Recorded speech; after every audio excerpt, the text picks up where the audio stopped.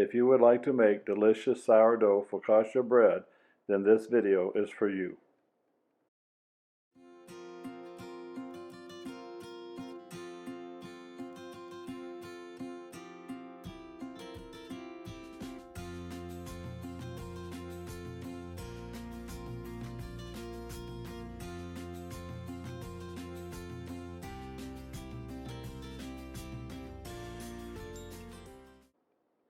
Hi, I'm Ron, and thanks for clicking on this video. This is a picture of me when I was a cook at a tourist lodge in Alaska, 35 miles north of the Arctic Circle. But that's another story. This video is about focaccia bread. In the past, I've always made focaccia bread using active dry yeast, but recently, after posting pictures of my focaccia bread, I received several requests for a sourdough version. I thought to myself, sure, why not? I'll just use my normal focaccia bread recipe and replace the active dry yeast with 50 grams of sourdough starter. Well, as I soon found out, there would be much more to it than I originally imagined. Unlike my previous videos, which demonstrate the final result, this video is a journey showing my trials and errors before finally achieving the perfect sourdough focaccia bread. Okay then, let's begin. Here's my yeast version using active dry yeast, which I'm replacing with 50 grams of sourdough starter. It's a 65% hydration dough using all-purpose flour. Since the 50 grams of sourdough starter contains 25 grams of water and 25 grams of flour, I'll reduce the all-purpose flour from 540 grams to 515 grams, and the water from 350 grams to 325 grams, while maintaining 65% hydration. I mixed the dough, left it covered on the kitchen counter overnight, and this is the result. It had risen nicely. I spread the dough on an oiled baking sheet, sprinkled on some olive oil, and baked for 24 minutes at 400 degrees.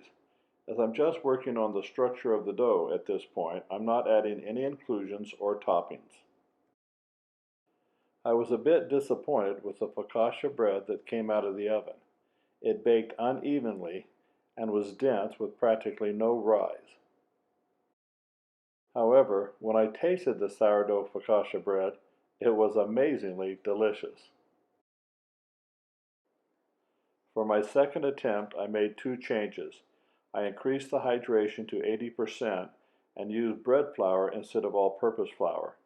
Again, I reduced both the flour and water by 25 grams because I would be adding back in that same amount with 50 grams of sourdough starter.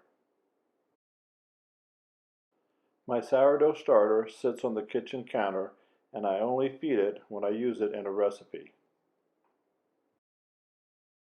The flour I use to feed my sourdough starter is a mixture of 1/3 rye flour, 1/3 whole wheat flour, and 1/3 all-purpose flour, which I keep in this number 10 silver can and in the freezer.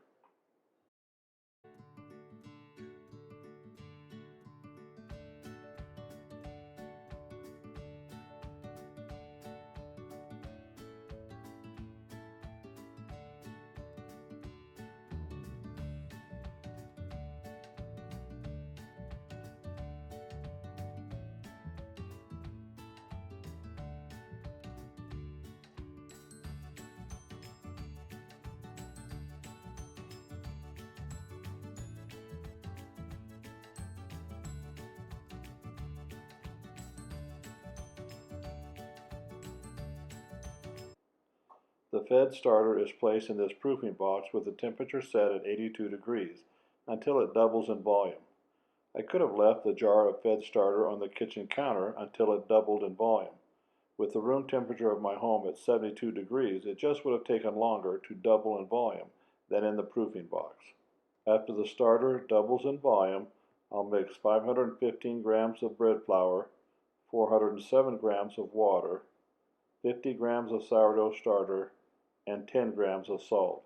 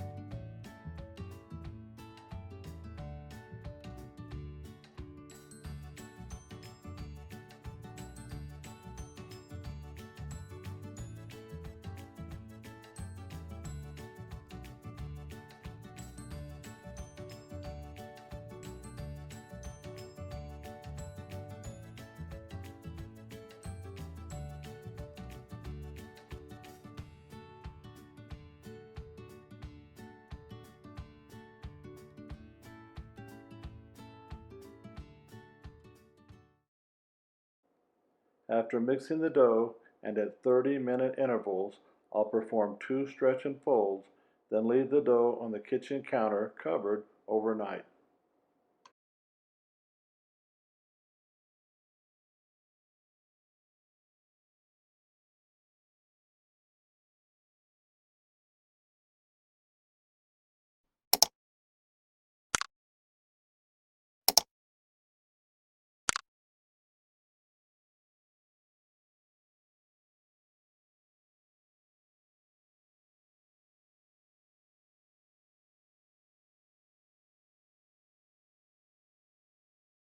And the second stretch and fold. Although not shown in the video, I did wet my hand before handling the dough.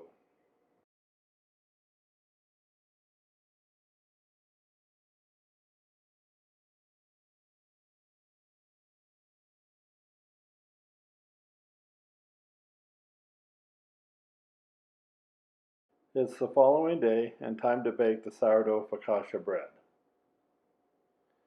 I begin by taking some olive oil and spread it on a baking sheet.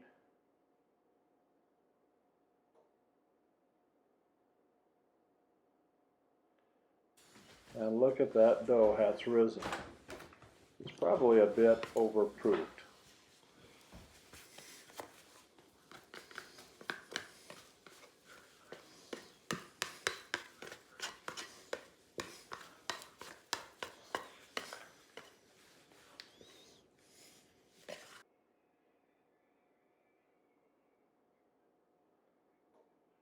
Okay, I need to get some olive oil on my fingers and spread the dough out.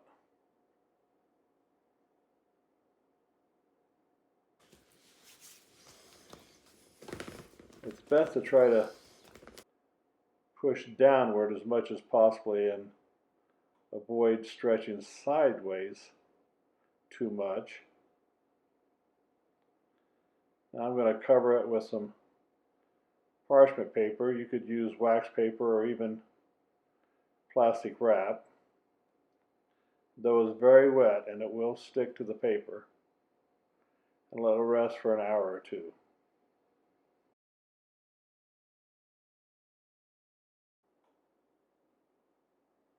Okay, the dough is rested about an hour and a half. It's time to put in those dimples and get it in the oven. When you put the dimples in the dough, push all the way through the dough down to the baking sheet. And I know earlier I said the dough was overproofed, and it might be a bit, but actually this is pretty good texture for a focaccia bread. I'm going to put it in a 400-degree oven and bake it for 20 minutes and maybe a little longer if needed.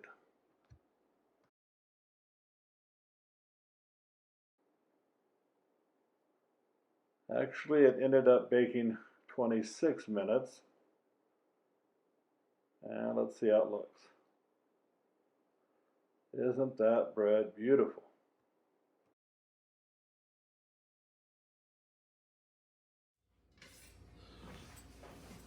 This 80% hydration dough is an improvement over the 65% hydration dough. And don't ever do what I'm doing here, cutting the bread before it cools, at least an hour or two. But I'm too impatient and I want to see the crumb. It has a perfect texture, beautiful crumb. I'm going to check the temperature. I think it should be at least 200 degrees Fahrenheit. Let's see what it is.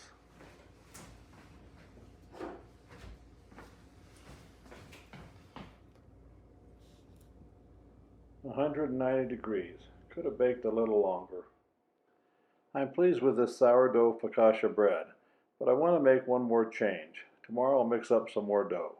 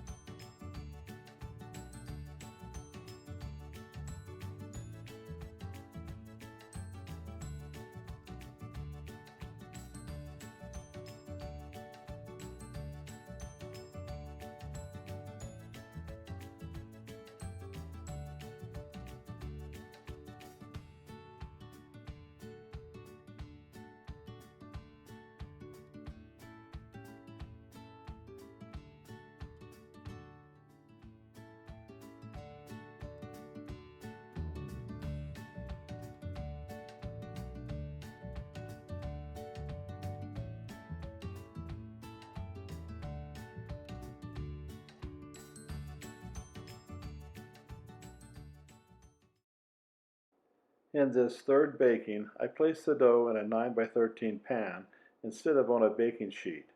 I think the 9 by 13 pan promotes a more even baking. As before, I left the mixed dough at room temperature on the kitchen counter overnight.